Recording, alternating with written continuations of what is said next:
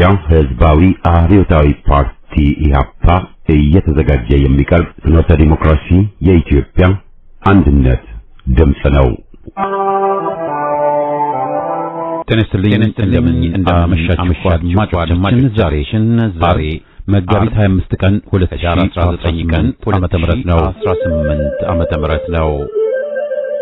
የደምቢ ዶሎ ዩኒቨርሲቲ ተማሪዎች በአንዳማሪ ኦሮሞ አሸባሪ አካባቢ የማረሙ አሸባሪ አሸባሪ ላይ ጋብሎ ተደረገው ስንት የአማራ ወጣቶች የአማራ ወጣቶች መጋቢት 25 ቀን ዳር 2285 ቀናት አለፋቸው 153 ቀናት አለፋቸው እንበል የወጣቶቹ ተቆቃ ያልቃ እንበል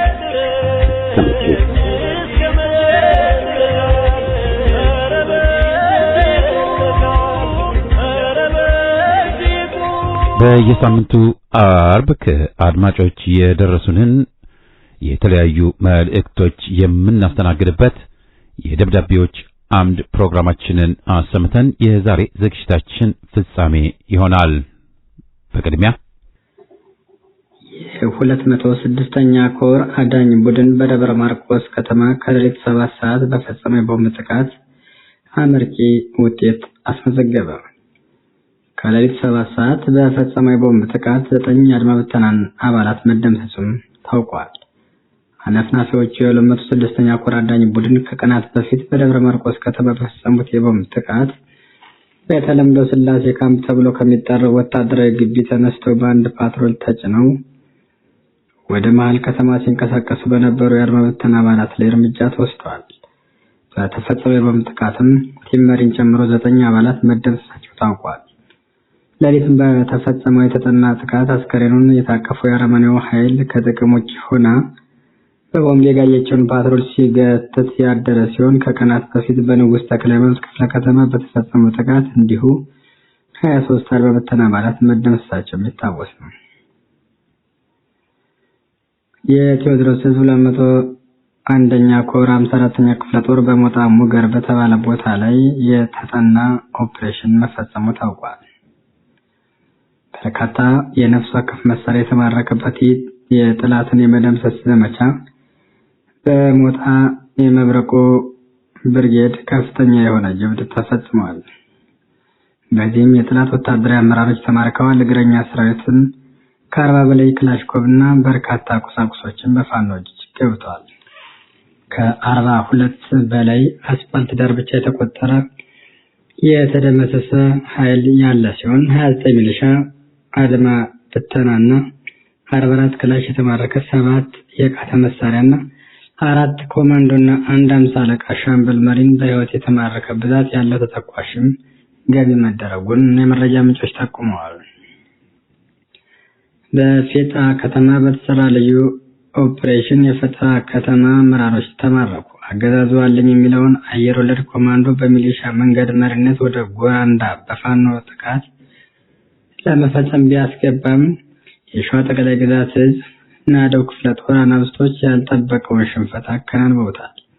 መነሻውን መራቤት የፌጣ ከተማ አድርጎ በ3 አቅጣጫ ወደ ጎራንዳ ቀበሌ ስምሪት ቢያደርግም በ3ቱም አቅጣጫ ከባድ ኪሳራ አስተናግዶ ሙትና ቁስለኛውን በቅጡ ሳይሰበስብ ሸሽቷል። በዚሁ ቅጽበት ልዩ ስምሪት ወስዶ ፌጣ ከተማ የገቡት የአፋብን ሸዋ ጠቅላይ ግዛት እዝ የናደው ክፍለ ጦር ተወራሪ አባላት በሰሩት ልዩ ኦፕሬሽን አንድ የፌጣ መሪ መዘጋጃ ኃላፊን ልዩ ወንድራድ ዝቅ አድርግ የፌጣ መሪ መዘጋጃ ቤት ምክትል ኃላፊና ተቆላ ክብረት ጨምሮ ሌሎች ለአገዛዙ አድረው አገዛዙን ሲያገለግሉ የነበሩ የሚሊሻ አባላትና በአገዛዙ የደህንነት መዋቅር የነበሩ ካቢኔዎችን መማረክ ተችሏል። በዚህ የተበሳጨው የፋኖን ክንድ መቋቋም ያቃተው አገዛዝ የበቀል በትሩን ባልታጠቁ በንጹሃን አማራዎች ላይ እያሳረፈ መሆኑ ታውቋል። የምስራቅ አማራ ቀጠና ወታደራዊ ተዋጊ መሐንዲስ የሰራዊት አባላትን በደማቅ ሁኔታ አስመረቀ። እንደ ትላንቱ ለሰራዊታችን የተለያዩ ስልጠናዎችን በመስጠት የሚታወቀው ለተከታታይ 3 ወራት ያሰለጠናቸውን የተዋጊ መሐንዲስ ስልጠናዎችን በዛሬው ዕለት አስመርቋል።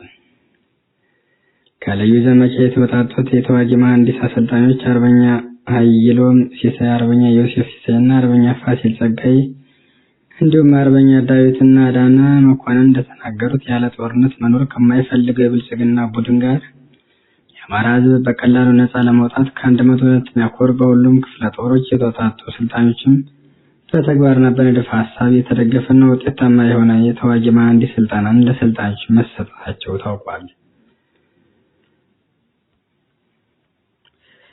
በኦህዴድ አገዛዝ ስር መደበኛና የአድማ ብተና ፖሊስ ሰራዊት በአዲስ አበባ ውስጥ የሚሰሩበትን ሕግ ምክር ቤቱ ማጽደቁ ተሰማ።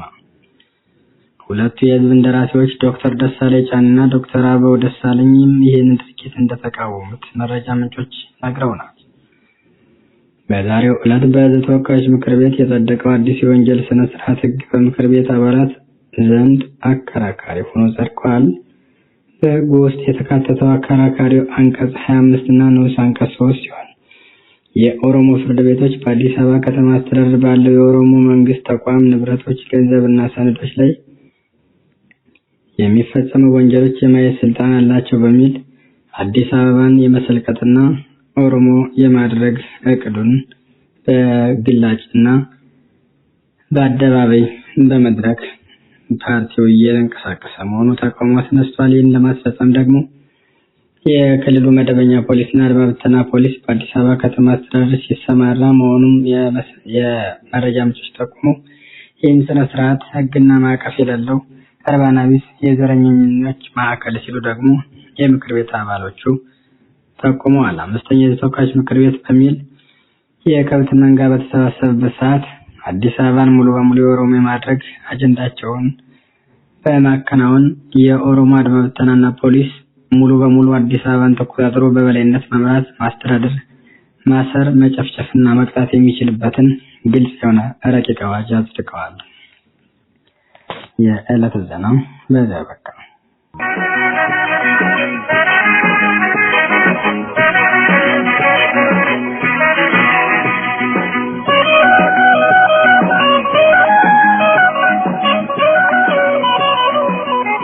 ደብዳቤዎች አምድ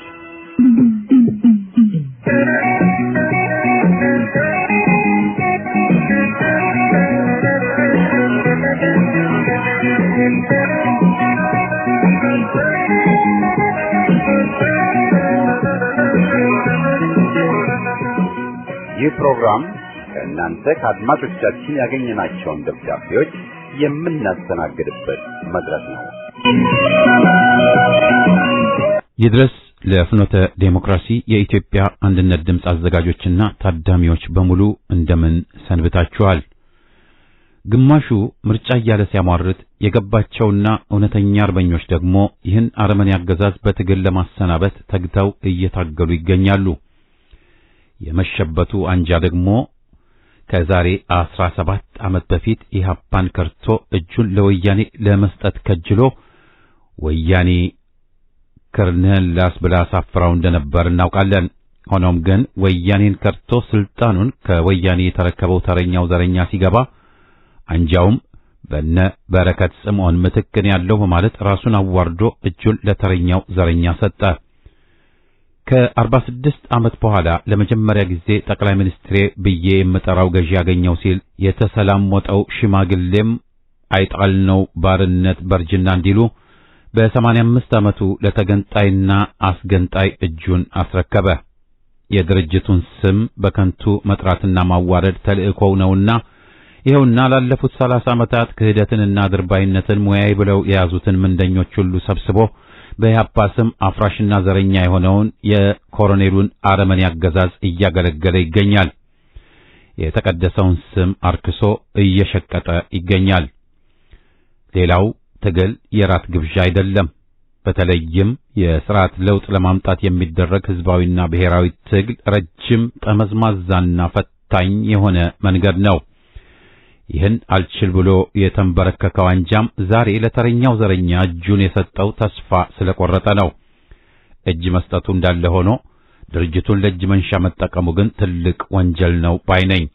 ይህ በእንዲህ እንዳለ ትግሉ በሚጠይቀው ልክ ነቅቶ ተደራጅቶ ታጥቆና በቂ ዝግጅት አድርጎ መታገል ያለበት የኢትዮጵያ ሕዝብ በተለይ የአማራው ወገናችን እየታገለ ይገኛል። ይችን ደብዳቤ ስጽፍ አሳረኛው ፋኖ ደብረታቦርና ጋይንት ላይ ታሪክ እየሰራ ይገኛል። ዛሬ 5ቱ ክፍላተ ሀገራት ማለትም ጎንደር፣ ጎጃም፣ ወሎ፣ ሸዋና ወለጋ በአብዛኛው በትጥቅ ትግል እየተናጡ ይገኛሉ። ዛሬ በህዝባችን ህይወት ላይ እየቀለዱ የሚገኙ ባንዳና ምንደኛ በሙሉ ወዮለት። በተለይም በውስጥና በውጭ ለጠላት የሚሰሩ ሆዳም ምሁራንና በሽምግልና ስም የሚነግዱ የሃይማኖት አባቶች ትግሉን ለማክሸፍ እርቀ ወሰላም የሚል ሽፋን ለሚንቀሳቀሱ ሁሉ ወዮላችሁ። ድሮም ሆነ ዘንድሮ ባንዳና በእርቀ ስም የሚንቀሳቀሱ ሐሳዊ መሲዎች ነበሩ አሉ። የሁሉም ዋና ተልእኳቸው ሌላ ሳይሆን በእርቀ ሰላም ስም ወገንን ማዘናጋትና የሚታገለው ወገን ለጥገናዊ ለውጥ እንዲንበረከክ ማድረግ ነው። ይህ የተበላ ዕቁብ ነው። ይህን ካልን በኋላ በመሰረቱ ትግል የራሱ የሆነ ስልት፣ ጥበብ፣ ዘዴና ስርዓት ያለው ማህበራዊ ጥበብ መሆኑ ይገባኛል።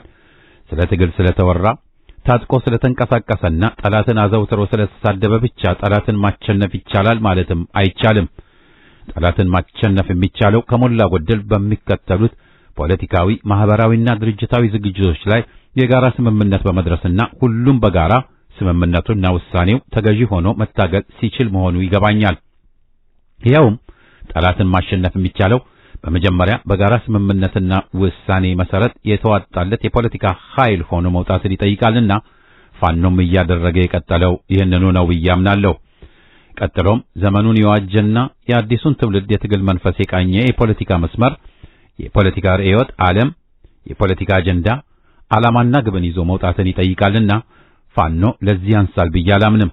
በተጨማሪም ጠላትን ለማሸነፍ ከርሱ በበለጠ መደራጀትን፣ በመርህ መመራትንና ሁለንተናዊ የሆነ ፖለቲካዊ፣ ታሪካዊ፣ ኢኮኖሚያዊ፣ ማህበራዊና ዲፕሎማሲያዊ ወዘተ ግንዛቤን ማሳደግን ይጠይቃል። በዚህም ዘርፍ አሸንፎ ይወጣ ዘንድ ለፋኖ የአማራ ኃይል ንቅናቄ ያለኝን ምክር ጠላትን ለማሸነፍ ከጠላት በተሻለ ለህዝብ ጥሩ አማራጭ ሆኖ መውጣትንና የህዝብን ልብና አእምሮ ከጠላት በተሻለ አሸንፎ መውጣትን ይጠይቃልና ተዘጋጅበት ነው ምክሬ። ለዚህ ሁሉ ስኬት ግን ህዝባዊ፣ ብሔራዊና ዴሞክራሲያዊ ድርጅቶች በአገሪቱ ውስጥ ተጠናክረው እንዲወጡና የአንድነት ኃይሉ ግንባር እንዲፈጥር ጥረቱ ተጠናክሮ መቀጠል ሌላው አብይ አገራችን አንገብጋቢ ጥያቄ ነው። ሂደቱ በበለጠ ህዝባዊና ዴሞክራሲያዊ ሊሆን የሚችለው ሰፊው ህዝብ ሲሳተፍ ነውና ሰፊውን ህዝብ በሰፊው ማንቃት፣ ማደራጀትና ማስታጠቅ ለብሔራዊና ህዝባዊ ድሉ በጣም ወሳኝ ነው እላለሁ። ምርጫችን ዘረኝነትን ማውደም እንጂ ማንገስ አይደለም። ጠባብ ብሔረተኝነት ይውደም። ጉዱ ካሳ ነኝ ከ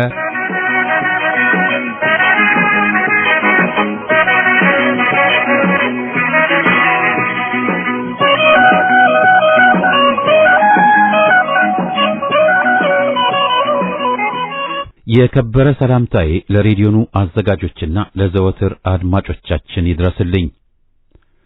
ሰይጣንም ለማስመሰል ከመጽሐፍ ቅዱስ ጥቅስ ይጠቅሳል እንዲሉ አዳነች አቤቤም ሰሞኑን የአገዛዙ ስልጣን መነቃነቅ ስጋት ወጥሯት የመንፈስ አባቶች ጸሎት እንዲያደርጉላት ቅዱስ ቃል ስትጠቃቅስ ሰነበተች። የጨነቀለት ብዙ ያስቀባጥራል። እንዳይረሱን ሆኖ በሕዝብ ላይ የፈጸመችውን ግፍ እንጂ የምናስታውሰው የምትጠቅሰውን ቅዱስ ቃል አይደለም። ሰይጣንም ሆነ መንፈሳዊውም በአዋዋል ምግባራቸው ይለያያሉ። የተራራቁና በተጓዳኝ መስመር ወይም ፓራሌል ላይን ይጓዛሉ። መቼስ ተመሳስለው ያውቃሉ? በስመ ብልጽግና ወንጌል የምታፋጁን አንሶን ፍጅታችሁ እንዲቀጥል ጸልዩልን እያላችሁ መንፈሳውያንን ትማጸናላችሁ። በእውነት ያስገርማል፣ አጀብ ያሰኛል። የዛሬ 48 ዓመት እንዲህ ወደ ሐረር ከተማ የኢትዮጵያ አብዮት አጃይብ አለበት ሲል የጠቀሰው አንድ አባውን አግኝቶ ከቡሌት ተርፎ አንጎሉን ነካ ያደረገው 8ኛ ክፍልን መሻገር የተሳነው ስንኩል ልጅ እግር የሕዝብ ድርጅት ካድሬ ነገሩ ላይ ጠፋኝ በብልጽግናም ሰዎች ቢገለጥ አጀብ በማለት ትዝ አለኝ።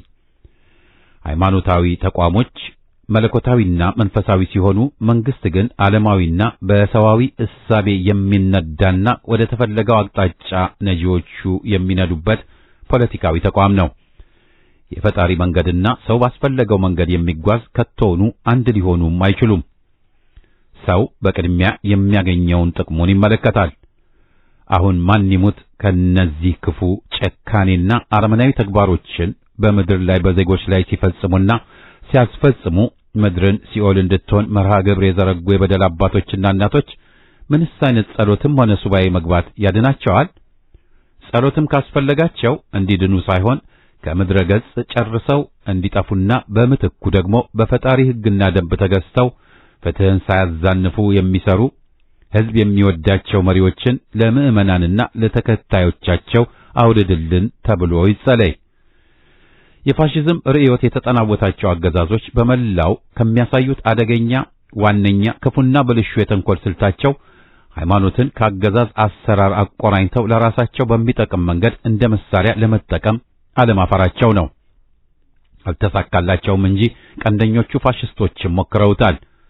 በመሰረቱ የሃይማኖት ተቋሞች የአማኞች ማህበረሰባዊ ድርጅቶች እንጂ ከመንግስት መዋቅሮች ተርታ የተሰለፉም አይደሉም።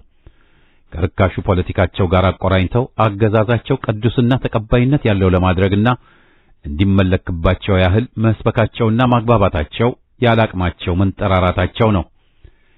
ይህንን ማለማቸው ኃጢአታቸውን ከማስፋፋትና አማኞችን እንዳይግባቡና እንዲከፋፈሉላቸው የቀየሱት ስልት እንጂ የሃይማኖቶቹ ተቆርቆረውና ተጠበው በማለማቸው አይደለም።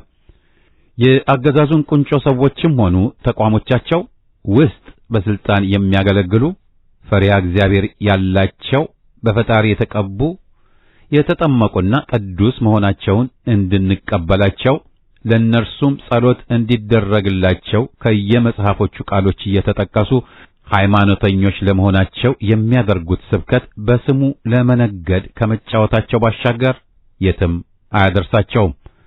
የፖለቲካ ሕይወታቸውን ምዕመናን ከሚያምኑበት ቅዱስ መጽሐፍት ውስጥ ቃሎችን እየጠቀሱ ለማቀናጀት ለማስማማት የሚያደርጉት ጥረቶች የተለያዩ የእምነት ተቋሞችን መንፈሳዊ አባቶች በስብሰባ በመጥራት ስብከታቸው ሁሉ ባለስልጣናቱንና መዋቅሮቻቸውን ቅዱስ መሆናቸውን ለማሳየት እያደረጉ ያለው ጥረት ሁሉ እጅጉን ያስገርማል። እነ አዳነች አቤቤና ቀሪዎቹ ክፉዎችና እርኩሶቹ የያዙት ስልጣን እንዳይፍረከረክባቸው የሚፈሩትን የሕዝብ እንቅስቃሴውን ለመቆጣጠርና የአገዛዝ ዘመናቸውን ለማቆየት ሃይማኖትን የሕዝብን የመለያያና የመከፋፈያ አጀንዳ አድርገው ይሰራሉ። የአንድ ፓርቲ መንግስት ሰዎች ዛሬ ምን ታይቷቸው ሃይማኖት የተመሰረተበትን ቅዱስ መጽሐፍት ቃል በመጠቃቀስ መፍረከረካቸውን ለመጠገን ማሰባቸው እጅጉን ያስገርማል። ሰሞኑን በየተራ አሉ ከሚባሉት ከየእምነት ተቋሞቹ አባቶችን እየሰበሰቡ ጸሎት እንዲደረግላቸውና የመንግስት ተቋሞችና ባለስልጣኖቻቸው ቅድስናን እንዲያገኙና እንዲመለክባቸው በፉገራ ስራቸው መማጸናቸው ያስደንቃል።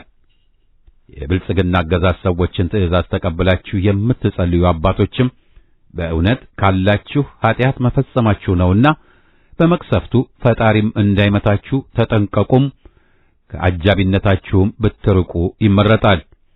በስማችሁ ባይነግዱባችሁ ይመረጣል።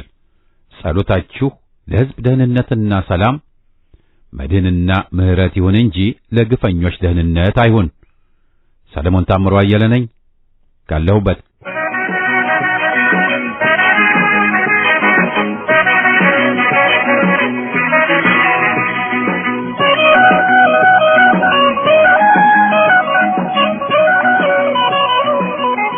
እነሆ ዛሬም እንደወትሮዬ ውድ የፍኖተ ኢህአፓ ራዲዮ አድማጮችና አዘጋጆች እንደምን አመሻችሁ እያልኩ የዛሬው መልእክቴን ምን ነው የውሸት ሰፈር ደምቆ የእውነት ሰፈር ጭር ብሎ የሚታየው እያልኩ በመጣጣፌን በመቀጠል አሁንም እስከ መቼ ይሆን የውሸት ገበያ ደርቶ የእውነት የወርቅ ገበያ ረክሶ እያለ ለምን ይሆን ብዙዎቻችን ዛሬ ተገዝቶ ነገ ለሚዝግና አሁን ተወርቶ ተሰምቶ ከሰዓታት በኋላ ውሸት ሆና የማይደገም ወሬ ሱሰኛ በመሆን ለምን የብዙዎቻችን ምርጫዎች ሆነን እናገኛለን?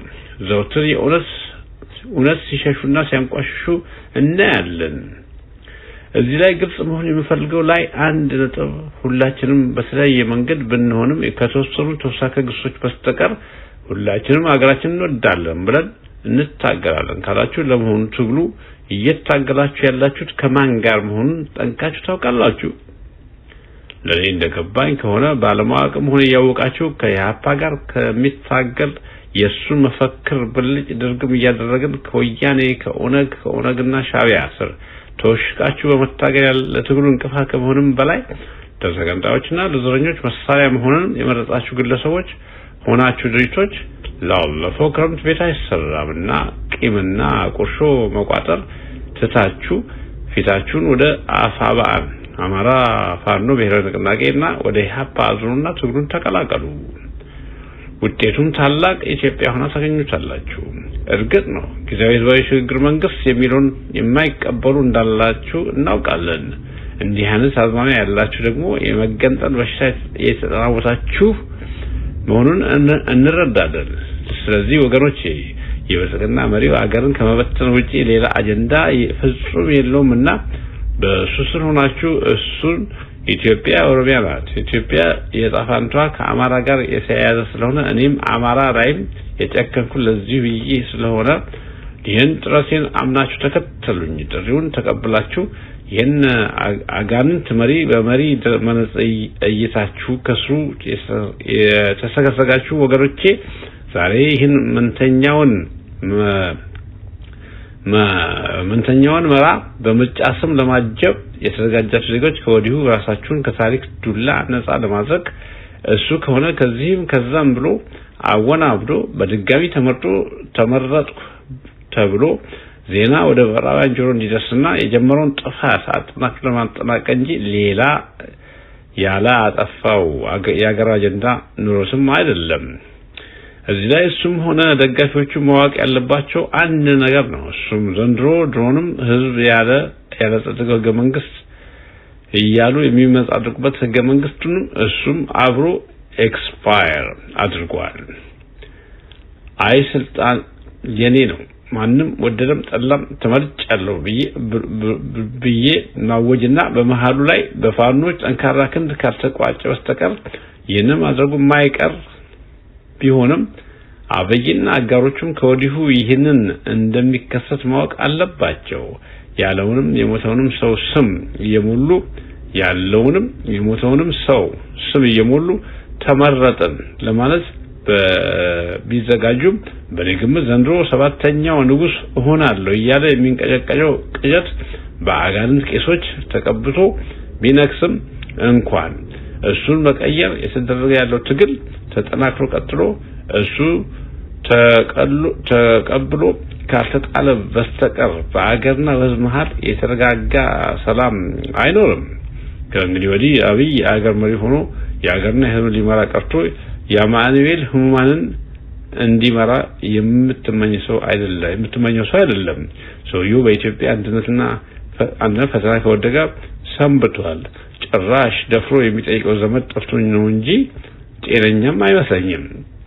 ስለዚህ ህጋዊ አድርጉኝና ልፍጃችሁ አጀንዳን በመደገፍ የተሐድሶ ምርጫ ለማጀብና ለማድረግ የተሰለፋችሁ ድርጅቶችም ሁሉ ከላይ ደጋግሜ እንዳሳሰብኳችሁ ሁሉ መራጮች ሆናችሁ ተመራጮች ሙሽራዎቹ ካለፈው ታሪክ ተምራችሁ የትምህርት ከሆናችሁ አሁን እናንተ ራሳችሁን ከምርጫው ድራማ አርቁ እያልኩ ለዛሬው እዚሁ ላይ አበቃለሁ። መልካም ምሽት ሲሉ የመልእክት የላኩልን አቶ መስቆ ጉርማ ከኤድመንተን ሩታ ናቸው።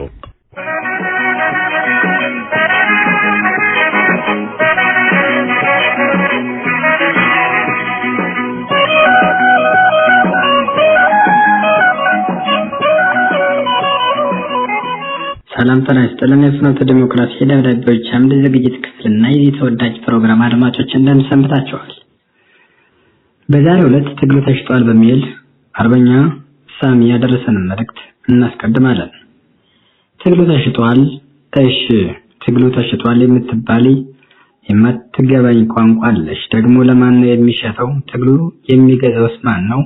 ለመሆኑ ደላላው ሲኖረው ይሆን? ጠላቴ ነህ ብዬ ታገለው ህዝቤን ሲገድል ስዋጋው ለኖርኩት ጠላቴ እንዴት አቤት ሳላቀርብ እችላለሁ?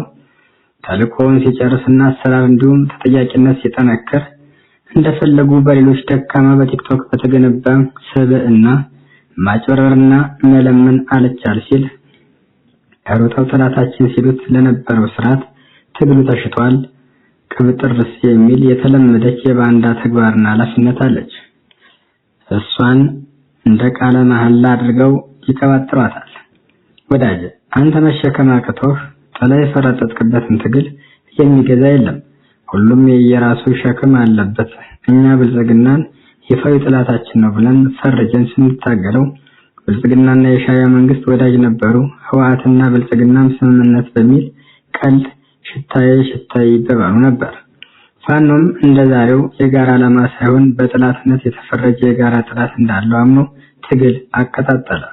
ታዲያ በጊዜው አንድ ድርጅት ሳይኖር እያለ በጋራ መግባባት የተቀመጠ ዓላማና ግብ ሳይኖር የትኛው የትግል አጋር የጋራ ዓላማ በምን አይነት መንገድ ወዴት ይስታል? ያልነበረ በጋራ ያልተቀመጠ ዓላማ ወዴት ይጠለፋል? አማራው ወደ አንድ ዓላማ ወደ አንድ ድርጅት ሲመጣ የተበታተነ የነበረው ድርጅት በጋራ ዓላማ ሲሰለፍ ትግሉ የተጠለፈ ካልክ ለአንተ ትግልህ ዝርፊያ፣ ልመና፣ ሀብት ማካበት ነበር ማለት ነው። ታዲያ አማራ ፋኖ ራሱ ጀምሮ እዚህ ባደረሰው ትግል ላይ የስርዓት ተንኳሽነት ሁልጊዜ ስጋት ሆኖባቸው ለጠላትነት ጋብዞ ወደ ጦርነት እያስገባቸው ያሉትን አካላት በእነኚህ ለጠላት ባደሩ ፋኖ መሳዮች አንድነት የፋኖን ትግል ሰዋሪ ለማስመሰል ሲለላቱ ከማየት በላይ ምን የጅልነት ማሳያ አለ? ብልጽግና ወፈረ ቀጠነ ማብዛት አያስፈልግም። በራሳችን እቅድ ፈንቅለን ባናቱ ተክለን ለኢትዮጵያ የሚበጅ ስርዓት ልንገነባ እየሰራን ነው። ፋኖ የሚታገልበት የጠራ ምክንያት አለው። እሱም የአማራ ህዝብ ህልውና እንደ ህዝብ የመኖር ያለመኖር ጉዳይ ስጋት ውስጥ መውደቁ ነው። ፋኖ የሚታገለው የታወቀ ጠላት አለው። እሱም ህዝባችንና እኛነታችን ሊያጠፋን የተነሳ እንደ ህዝብ ለመቀጠል ስጋታችን የሆነ ብልጽግና የተባለ የኦሮሞማ ስርዓት ነው።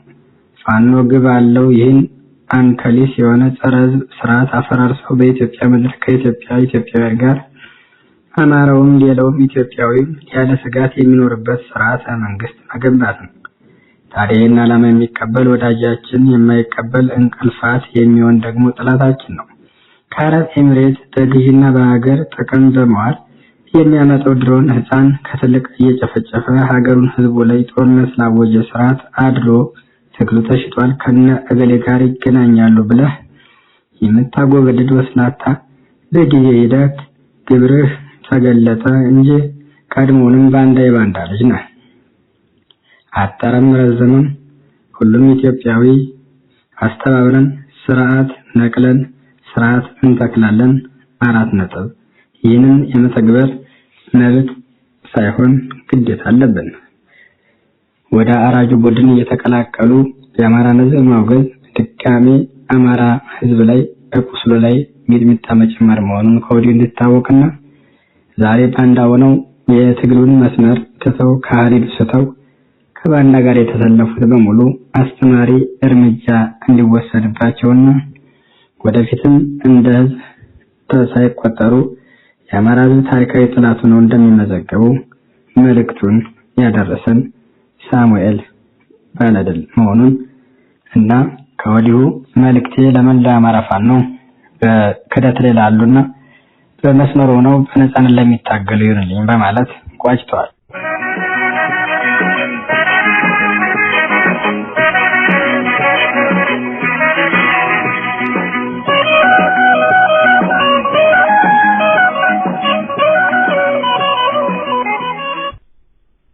ለፍኖተ ዴሞክራሲ የኢህአፓ ልሳን አዘጋጆችና የፕሮግራሙ ተከታታይ ወገኖች የከበረ ሰላምታዬ ይድረስ። ውድ ወገኖቼ፣ ለዩክሬንና ሩሲያ ጦርነት መቀስቀስ ትንኮሳዎች መኖራቸው ብቻ ሳይሆን ከተቀሰቀሰም በኋላ ጦርነቱ እንዲራዘም በማድረግ የሩሲያን ኢኮኖሚ ማዳከምና በመጨረሻም በራሱ የውስጥ ቀውስ እንዲታወቅ የማመቻቸት እሳቤንም ያካተተ ሊሆን እንደሚችል መገመት አያዳግትም። ጉዳዩ እንዲህ ባጭር መልስ የሚታሰር ባይሆንም በጨረፍታም ቢሆን ከሀገራችን ሁኔታ የሚያዛምደው አንድ ጉዳይ ያለ ይመስለኛል። ይኸውም ዘረኛው የኦሮሞማ አሻንጉሊት በአማራውና አማርኛ ተናጋሪው ኢትዮጵያዊ ላይ የከፈተው ፋሽስታዊ የዘር ጽዳትና የዘር ፍጅት ያልጠበቀው የአማራ ፋኖ ህዝባዊ ኃይል የትጥቅ አመጽ እንዲወለድና እንዲመነደግ ምክንያት ሆኗል። በእብሪት ሱሪውን አስወልቀዋለሁ ያለው የፋኖ አርበኛ ጢሙን እየላጨ በእግሬ አውጪኝ ወደ መጣበት ሲሸኘው በሳምንት በወር በ3 ወር ወዘተ እደመስሰዋለሁ በሚል ደጋግሞ የደነፋበት የትጥቅ አመጽ እነሆ ሁለተኛ ዓመቱን እያስቆጠረና ስርዓቱንም የሚይዘው የሚጨብጠው አሳጥቶ ብርክ እያስያዘው ነው። ሆኖም ነባር የኢትዮጵያ ጠላቶች በገንዘብ ተቋሞቻቸው አማካኝነት የኦሮሞማው ዘረኛ አገዛዝ የስልጣን ዕድሜ ብቻ ሳይሆን በአማራው ላይ እያካሄደ ያለውን ጦርነት ጭምር በማራዘም ፋኖን ከህዝብ ነጥሎ ለማዳከም ከዚያም በአማራው ጉዳይ ያቀዱትን የመጨረሻ መፍትሄ ተግባራዊ ማድረግ ወልቃይት ጠገዴንና ሰሜን ወሎን ወደ ትግራይ በማካለል የትግራይ ትግርኝ ካርታን በስራ እናውላለን፣ አልፎም የኦሮሚያ ኢምፓየር የሚለውን የኦሮሞ ጽንፈኞች እርጥብ ቅዠት እናውጃለን። በመጨረሻም ኢትዮጵያ እንደ ሀገር የህልውናዋ ፍጻሜዋን እናበስራለን ከሚል የተቃኘ ለመሆኑ ከምናየው ታሪኳን የማፍረስ የእምነት ተቋሞቿን የማራከስና በጥቁር ለባሽ ብልሹዎች መውረር አብሮ ያኖሩና ያስተሳሰሩ እሴቶቿን ነፍጠኛ ሰራሽ በሚል ትርክት ማፈራረስ የአርበኞቿን ታሪክና ምስላቸውን ማጥፋት ሰንደቅ ዓላማዋንም ሆነ ጥለቱ ያለበትን ለብሶ የወጣን ሳይቀር ማሳደድ በቦታው የተገንጣይን ባንዲራ መተካት የጣሊያንን ፋሽስት ወራሪ የተዋጋውን ጦርነት የመሩትን አጼ ምኒልክም ሆኑ የአድዋን ታሪካዊ የድል በዓል እንዳይከበር ማሰናከል በዲፕሎማሲው ረገድ አገራዊ ገጽታዋን ማዋረድ ሉዓላዊነቷን ገፎ ለባዕዳን ጥቅም ማዋል ወዘተ ለኦሮሞማው ቡችላና በዙሪያው የተኮለኮሉ ባንዳ አጫፋሪዎቹ የተሰጡና ተግባር ላይ እየዋሉ ያሉ ተልእኮዎች ናቸው። ጦርነቱን በማራዘም የትጥቁን አመጽ እናስቆማለን የሚሉ ገዢዎች መቼውንም የማይረዱት ሐቅ ቢኖር አመጽን የወለደው በደል እስካልቆመ ድረስ ምርጫ የተነፈገው ህዝብ ለመብቱና ለነጻነቱ በትጥቅም ሆነ በቅርብ ባለው ማንኛውም መሳሪያ አንስቶ መታገሉ የማይቀር መሆኑን ነው። ሰላም ባሳጣው አገዛዝ ላይ መሳሪያ ማንሳቱ ግድ ነውና ጠላት ትግሉን ሊያወሳስብ ይችላል እንደው እንጂ ሊያስቆመው ግን ፍጹም አይቻለውም። በቅርቡ እንደታየው ብሶትና ዘረኝነት የወለደውን የነጻነት ትግል አለ የተባለ ዘመናዊ መሳሪያ እስከ አፍንጫው የታጠቀ ተስፋፊ ኃይል የፈጀውን ያህል ቢፈጅ ቀብረናዋል ያሉት የነጻነት ታጋይ አንዱ በር ሲዘጋ የትግል አርማውን ከፍ አድርጎ በሌላ በር ብቅ ሲል እኮ እየታየ ነው። የኦሮሞማው መንጋ ለተለመደ ርካሽ ፕሮፓጋንዳው በር ዘግቶ ቢዶልትም መቃብር አፋፍ ላይ ቆሞ ዘራፍ ቢልም ጣረሞቱን የድል ዜና አስመስሎ ቢያሾልክም ኩይሳውን ተራራ የዘር ፍጅት የዘር ጽዳትን ሕግ አስከባሪነት ኢትዮጵያዊነትን ነጠላ ትርክት ሀገር አቀፍ ዘረፋን ብልጽግና ወስላታነትን ብስለት ሆዳም ባንዳነት ብልህነት የሚመስለው በትናንሽ ድሎች የሚፈነጥዝ የግብዞች በረት ቢሆንም እባብ ቀጭን ነው ተብሎ ራሱ አይረገጥም ነውና የኦሮሞማው ቁንጮና በዙሪያው ያሉ ደም መጣጮች በነሽመልስ በኩል በይፋ ሲለፍፉ የኖሩትን የአደባባይ ሚስጥር አዲስ አስመስሎ ለመሸጥ አንድም በስሙ የሚነግድበትን የኦሮሞን ሕዝብ በባዶ አየር ሆዱን ሊሞላ መቃጣቱ ሲሆን በሌላ በኩል ሰኞ የሆነውን ማክሰኞ ለሚነርሱ መነጋገሪያ ወይ ማዘናጊያ ርዕስ የመስጠት ሙከራ ከመሆን የሚዘል አይደለም። መቼም በዚች በጦርነት በተፈጥሮና ሰው ሰራሽ ድርቅና ረሃብ ከቦታ መፈናቀል በኑሮ ውድነት በሰላም እጦት ማንነት ላይ ባነጣጠረ ጥቃት ጎጠኝነት በሙስናና አስተዳደራዊ በደል የፊጥኝ የታሰረች ሀገር ከ40 ዓመታት በላይ የኢትዮጵያ ሕዝብ ለሕዝባዊ መንግስት መቋቋም የሚያደርገውን ትግል ለማክሸፍ የተሰማሩ ህሊና ቢስ ግለሰቦችና ተለጣፊ ስብስቦች በአካል ሳይሆን በወረቀት ላይ ብቻ ያለ በህብረት ላይ ህብረትን በግንባር ላይ ግንባር በቅንጅት ላይ ቅንጅት በፓርቲ ላይ ፓርቲ ፈጥረው የየዋሁን ኪስ ያደሙ እንደነበር የሚታወስ ነው። ዛሬም እነዚሁ ከአስከፊው ስርዓት ጋር የተቆራኙ ጸረ ህዝብ ኃይሎች በተለመደ ሻጥራቸው በፋኖ ላይ የውሸት ፋኖ በኢህአፓ ላይ የውሸት ኢህአፓ ፈጥረው ያስመሳዮችን ተንኮል ላልተረዳው የህብረተሰብ ክፍል እየሸጡለት ነው። የኢህአፓን ጠቅላላ ጉባኤ ረግጠው ሂደው የድርጅቱን ስም ሰርቀው የኮበለሉና በአገር ቤት የኮሎኔሉ ተለጣፊ የሆኑትን አንጃዎች ኢህአፓ መግለጫ ምንትስ ያወጣ እያሉና ያገዛዙ ወናፍ ጋዜጠኛ ተብዬዎች የሚያስተዋውቁትም ለዚሁ ትግሉን የማዳከም ድርጅቱን የማስገለል ዓላማ የተሰማሩ ናቸው። ዋናውና በትግል ላይ ያለው ኢህአፓ ይህ ጸረ ኢትዮጵያ ዘረኛና ነውረኛ የኦሮሞ አገዛዝ ከስረ መሰረቱ ተነቅሎ ጠፍቶ በቦታው አገር ወዳዱን ሁሉ ያሳተፈ ጊዜያዊ የሽግግር መንግስት እንዲቋቋም ነው። ዛሬም እንደ ትናንቱ ጊዜያዊ ህዝባዊ መንግስት ነው ጥያቄው። የኦሮሞማው አገዛዝ በዚህ ብቻ ሳይሆን በፋኖ ስም አሰርጎ ያስገባው ወንጀለኛ ግለሰብ አቋቋምክ ከሚለው የኮንትራ ቅጂ ጋር የተደረገ ሊለል እየሞከረ ነው። ይህ በገንዘብ ኃይል የገዛቸውን ጥቂት ግለሰቦችን ይዞ ፋኖን እመራለሁ በሚል እያወናበደ ያለ ሐሰተኛ ከሃዲ ግለሰብ ራሱን በራሱ የቡድን መሪ አድርጎ በማስቀመጥ የሚታወቅ ከመሆኑም ሌላ ታሪካዊቱን አገር ለማፍረስ ለሚንቀሳቀሱ ኃይሎች ተግቶ የሰራና ብዙ ያልጠረጠሩ አገር ወዳዶችን ሰለባ ያደረገ ከሃዲ ነው። የኦሮሞማው ቁንጮ እንደ ኦነግ ሸኔ እሱ ራሱ ወይም አለቆቹ ካሰማሩት አይን አውጣው እስክንድር ጋር ተደራደርኩ በማለት ሌሎች የሱን ፋና ይከተላሉ በሚል ቀቢጸ ተስፋ የሱን ወደ ስልጣን መምጣት ያሻሻጡትን አካላት በመጠቀም ደፋ ቀና ላይ ነው። ግልገል ፋሽስቱ ኮሎኔል አስሮ በማንገላታት የወያኔው መለስ ፕሮፌሰር አስራት ወልደየስ ላይ የፈጸመውን ወንጀል የጡት ልጁም ሊደግም ታሪክ አዋቂውን አዛውንቱንና አገር ወዳዱን ታዲዮስ ታንቱን በረጅም እስራት አንገላቶ በህመም ላይ ያሉት ታላቅ ሰው ላይ ተመሳሳይ ወንጀል ለመፈጸም ሁኔታውን አመቻችቷል። አዲስ አበቤ በሚል ሲያምታታ የነበረው እና ዛሬ ደግሞ ራሱን የፋኖ መሪ አድርጎ ብቅ ያለው ግለሰብ ሲነሳ አቶ ታዲዮስ ታንቱ በ2004 ዓመተ ምህረት ፍትህ መጽሔት ላይ ባሰፈሩት አንድ ጽሑፋቸው ሀገር፣ ህዝብ፣ ነጻነት፣ ሉዓላዊነት፣ ሰንደቅ ዓላማ በባንዳ መዝገበ ቃላት ውስጥ ጨርሶ ቦታ አያገኙም የሚል እንደነበር አስታውሳለሁ። አካፋን አካፋ ማለታቸውን ዘረኛው መንጋ አልወደደላቸውም። ለነገሩ ቢወድላቸው ነበር የሚደንቀው። የፋኖ አርበኞች በወያኔው በአዴን በኦሮሞማው አዴፓ ወይም የአማራ ብልጽግና የሚባለው የባንዳ ጥርቅም በአማራ ስም ተሰይሞ አማራውን ሲያስፈጅ የኖረና እያስፈጀ የቀጠለ ለብዙ ሺህ ፋኖዎችና ልዩ ኃይል አባላት እንዲገደሉና በእስር እንዲማቅቁ ያደረገ የሚፈጅና የሚያስፈጅ ብቁ የሆኑትን የሚያሳፍንና የሚያስገድል በማህበረሰቡ ጀርባ ላይ እባጭ ሆኖ የቀጠለውን ደዌ አርበኛው ቆርጦ ካልጣለ የመቀሌውና 4 ኪሎ የአማራ ጠላቶቹ ጋር የሚደረገው ትግል የተራዘመ መስዋዕትነቱንም እጅግ የከበደ ያደርገዋል።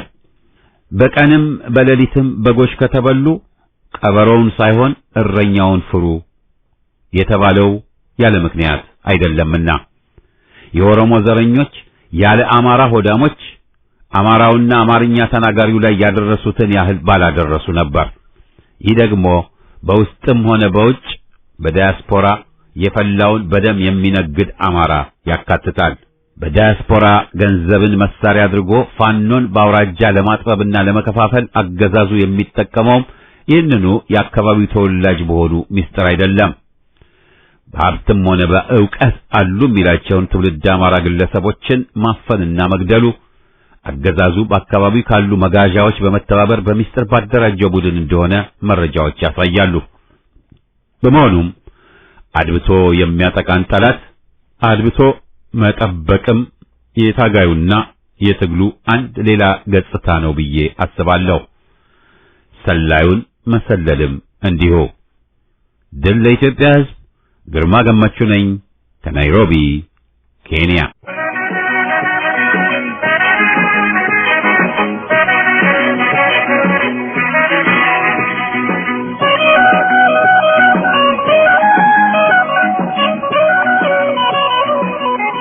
አድማጮቻችን የደብዳቤዎች አምድ ፕሮግራማችን በዚሁ ይጠቃልላል። ሳምንት አርብ እስከምንገናኝ ደህና ቆዩን።